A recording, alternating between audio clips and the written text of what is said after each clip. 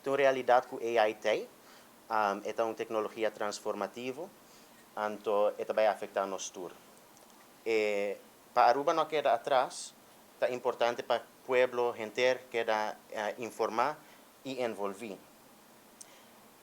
O que nós está oferecer, da maneira Simona mencionar, open workplace de prompt engineering e uma charla de 45 minutos tocante AI literacy, que está cobre a base, que está muito importante para sobre a geletterdheid, está fundação para, em primeiro lugar, compreender risco e direito que nós temos de maneira ser humano.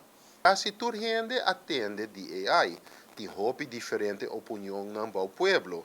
Tem medo, tem gente que está contra AI, outro não está preocupado com a privacidade e safety digital.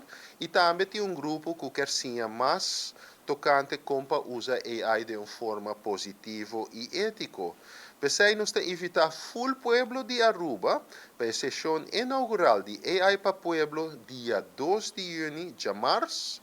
2 de junho, 7 horas para 9 da noite, no Centro di Bario Noord. E a noite consiste de duas partes. E promete AI Literacy Presentation charla, onde nos papia tocante Kiko tá AI, e risco não coetim, como para proteger o mês, e também nos damos uma demonstração viva de tudo que é possível e acaba hoje em dia com AI.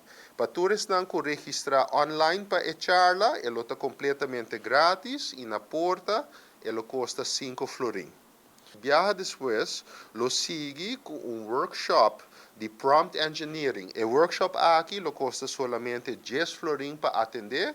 Nós abre porta para full comunidade de Aruba being join nos. Se você tem uma opinião de AI, se você sim usa AI, se você topa outro gente de uma comunidade com pensamento de AI, bem no Centro di Bario Noord, de março, dia 2 de junho, for de 7 horas para 9 da noite. De nome de diretiva, me agradeci você para escolher Centro di Bario Noord como ponto inaugural para o seu bonito e ambicioso projeto AI Pa Pueblo. Cuta quadra com nossa visão de Centro di Bario Noord, nossa visão e missão, qualta educa o pueblo. Nós agradecemos para a oportunidade brindada na Centro di Bario Noord para inaugurar o projeto, pois invitar o pueblo de Noord e Aruba completo para por chegar Centro di Bario Noord outra semana de março, 2 de junho, de 7 para 9 para vir para mais de AI Pa Pueblo.